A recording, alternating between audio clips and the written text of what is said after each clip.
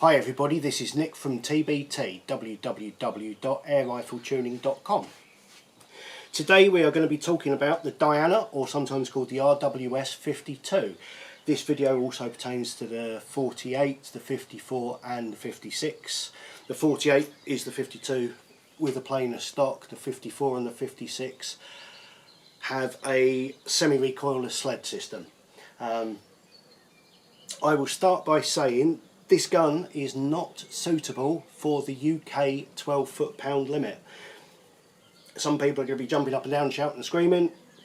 Yours might shoot well, but it is not suitable. It is not ideal. If you want a gun to shoot at sub 12 foot-pound, start somewhere else. This is not for you. This is a true Magnum. It's got a big heavy piston. It's got a big amount of air it pushes out. It's a big gun. It weighs over 9 pounds unscoped. So, with that in mind, bear in mind everything you see in this video relates to FAC powered kits. I'm not going to be trying to make a sub 12 foot-pound one for it. I'm not going to be short stroking it. It's not suitable for home short stroking. You can, if you want to go down that road, look elsewhere. There are people who can do it for you. Sleeving it, absolutely, by all means. Put a smaller piston in it, but for FAC, that's what we're going to be talking about today. Now, that aside, it is a very, very well made, very nice German side lever. This one's a 1994 side lever. Cocks like that. As my friend Di would say, it's a posh tracker. Now, this one's a 1994. That's a very good point. When I first got it last week, I set up all the camera, I got out my clamps and prepared to do a video, and I was probably about 10 minutes into the video before realising it. Somebody ruined this gun inside, so I had to stop, order parts and start again. When I got it, it was doing 13 foot-pounds, not unusual for one of these, but when I got it apart, first of all, it had this inside of it, an ox spring, a badly cut ox spring. They're horrible, horrible things. So that goes in the bin. Then, when I got the piston out, I realised in short order that I couldn't get anything back into it. And on this side, you'll see I've drawn some lines. That line there, somebody in their wisdom, in their search for power, as well as fitting a gate spring into it, they've also filled the front of the piston either with brass or lead, some soft metal that has no place in an air gun, and it's been smashed and smashed and smashed into the end of the piston, so it's just all mushed in there. It cannot come out now. And then to make matters worse, they've put either an aluminium or a steel top hat on top of that that's actually cold fused to the latch rod. So it's ruined. It's 400 grams now. You can't get anything in there. It weighs a ton, but with an offspring it was producing 13 foot-pound. How can you get so little from so much? We'll come on to that. We will come on to that. So I had to replace that. Because I had to replace that, this is a T01 from the 90s. They don't make these anymore. So the T01 trigger group was also defunct because the T06 doesn't work with it. So I had to buy a replacement trigger and piston, but hey ho, never mind. While we're at it, the T06 and possibly the T05, all the parts inside of that trigger group move. Okay, you can see all the things are out of alignment there. The best thing to do if you've got one of these is make yourself up some little pins there that are just the same size as the width of the trigger, so when you're knocking it through out of the gun it holds everything in place. But also what you will notice is that part is sat lower than the rim, so if you use one of the slip washer from the kit or an M10 washer in there just to hold it all flat and level before you do anything, that'll work. If you've got a T06 you don't need to, that's what I've got in here, but just bear in mind if you've got a T01, something in there to keep it all in place is good. So, there we are. Let's take this apart. It's quite straightforward, nothing really tricky in here to look out for. 2 screws remove the stock. One just in front of the trigger guard. And one at the front of the stock. put that over to one side. You'll notice, hopefully, as long as nobody's lost it, on top of the front screw hole where that the trigger end bolt goes, is a small washer there. Put that to one side so you don't lose it. So next we need to remove this arm. There are two pins running through with E-clips, C-clips or circlips, whatever they are running through. So using a small screwdriver or probe, pick one out, pop in there,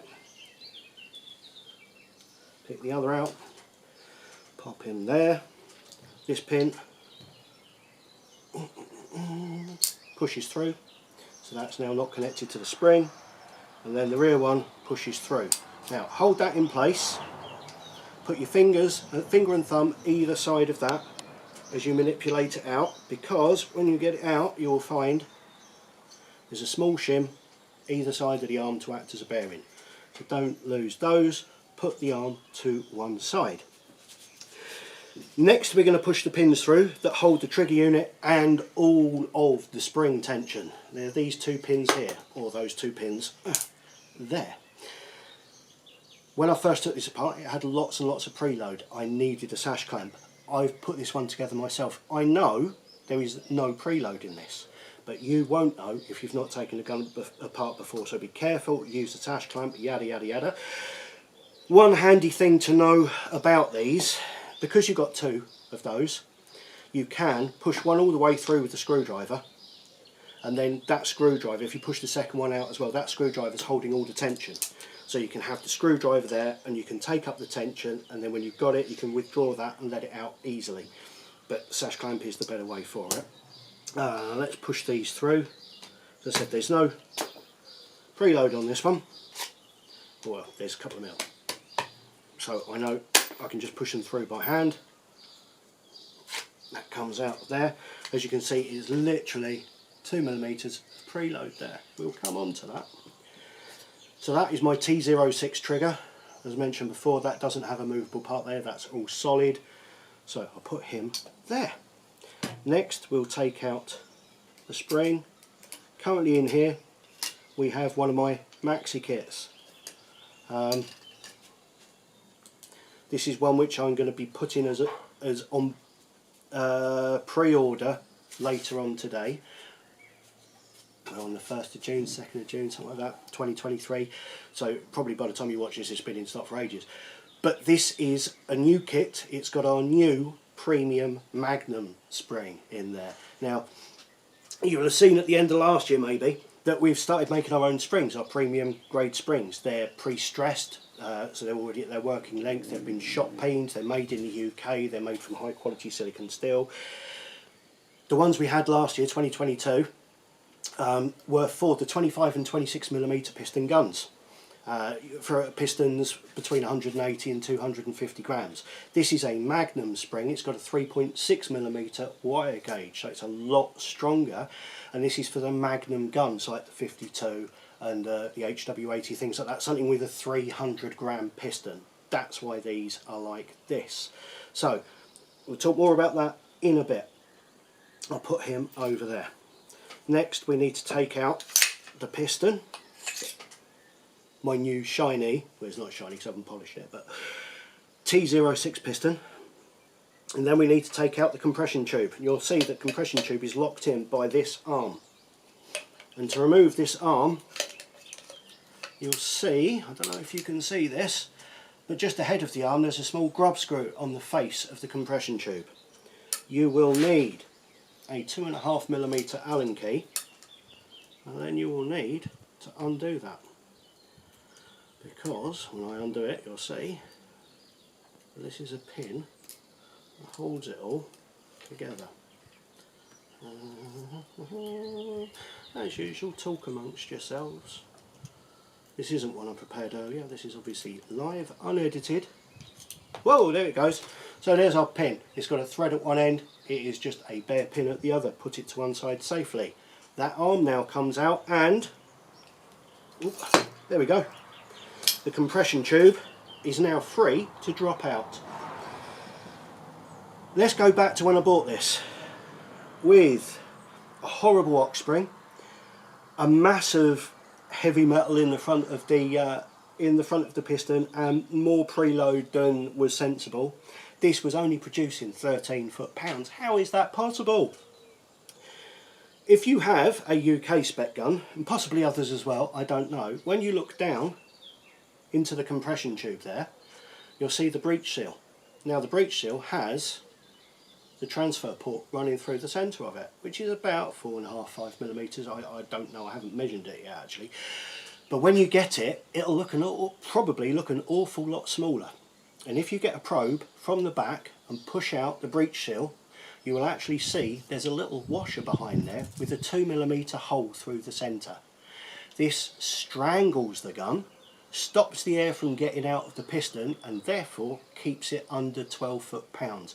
That's why this is not suitable for 12 foot-pounds. If you've shot a standard one under 12 foot-pounds, you'll think these guns are garbage, because it shoots like garbage. This is an FAC video, this is an FAC Magnum gun. Take that washer out, throw it away. Put the breech seal back in. So, there we are. What do we do now? Bum slide, little pot of bum slide here, or whatever you've got to hand. This is a high moly paste. If you've got one, great. On the compression tube, all you want is a ring of that around the back, and then work out which is the underneath. And you just want a line of it underneath there. Okay, you don't. I haven't cleaned this one up yet, but you don't want any up the top there where you're going to see it through the transfer port. Makes it look mucky. So that goes back into there like that. Then, before you put the spring on, you will reconnect your arm into that hole there, and you will put your little bolt back in again, securing it in place. Then we will get our piston. We will put a slip washer from the TbT Magnum powered maxi kit in there, which is already in there, and then put that into the gun. Into the gun. You will go into, obviously you need to get the piston seal into the right place, into the gun, like that. Okay, now you're going to like this. This is the Magnum powered maxi kit. If you put this in, the T01, the T05 and the T06 pistons, I believe, may be different inside. They may be, so you will need to check. But when I first put this spring into this gun, I mean, we do two Magnum powered springs. We do one that length and we do one that length, which is a good 5 or 6 coils longer than this one. I was thinking, oh, I'll give it a go with this one as well, because this is for the HW80, the full power kit. I'm not going to. I'm actually not going to at the moment. That may change in the future. But the shorter one, when I first put it in there, it gave me negative preload. That meant when I put the trigger unit in there and turned the gun from one end to the other, the spring went good-a-da-dunk, good-a-da-dunk, good-a-da-dunk, and it was moving. You cannot use a gun like that, because after you fired it, the spring is just going to shuffle backwards and forwards and you're going to get twang. That's one of the reasons for twang. So what I've done is I've actually immediately put the two preload washers onto the back of there, pop that into there, and then that gives me the 2mm of preload that we mentioned before. It is so simple to put together, so simple to fit, that I thought, you know, this was going to be a medium powered one, and I was going to use the long one to make the high power kit. Then I ran it over a chrono. Now, it's not difficult to cock. It's got a big long sidearm on it. There's very little tension at the beginning of the stroke. It's quite a simple gun to cock. This one's in 2.2. I've done nothing to this gun, no polishing, no porting, no blah blah blah blah blah, except for take out the strangulation washer and fit one of my Magnum springs, the smaller of my Magnum springs, with a Superdome, a 2.2 Superdome at 14.5 grains. I got an average of 803 feet a second. That is 20.74 foot-pounds. With an air-on field, 16 grain, I got 755 feet a second, which is an average of 20.28 foot-pounds. Now, I don't know about you, but 20 foot-pound from a Springer, that's easy to cock, and by the way, the firing cycle is unbelievable. You'd think you were shooting a much smaller, lower powered gun. 20 foot-pound plus is okay. I'm happy with that. It may well be that if I get one of my longer springs and muck around with it and cut the spring and blah blah blah, and maybe change a plastic washer for a steel washer to give a little bit more mass, although the difference between a light pellet and a heavy pellet is less than half a foot-pound, so that does imply that the piston weight and transfer port ratio, the SCR, is pretty good. So I wouldn't go mucking around with that too much. Maybe, you know, there's a case for adding 10 grams of weight if you want to use heavier pellets.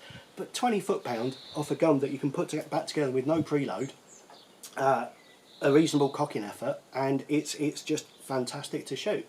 So for the moment, I'm only going to supply it with this spring as a 20 foot-pound kit. Obviously your gun may be different. This one's 39 years old. A newer one may be more efficient. I don't know. A 177 will probably have less power than 20 foot-pound. But I'm only going to be supplying it with this kit, with this spring. Of course, you're free to buy the larger spring if you want to. The guides will fit it and you can have a muck around and experiment with it. By all means, please let me know. I'd love to know your findings. But for what I want to use this gun for, 20 foot-pounds is absolutely ideal.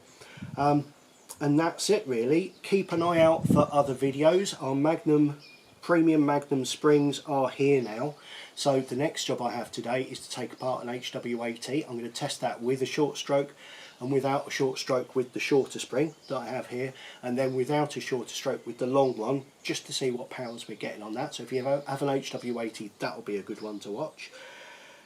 Other than that, please subscribe to the channel, watch some of the other videos, give me a ring if you have any questions, or send me an email, and have fun shooting. Until next time, thank you, bye bye.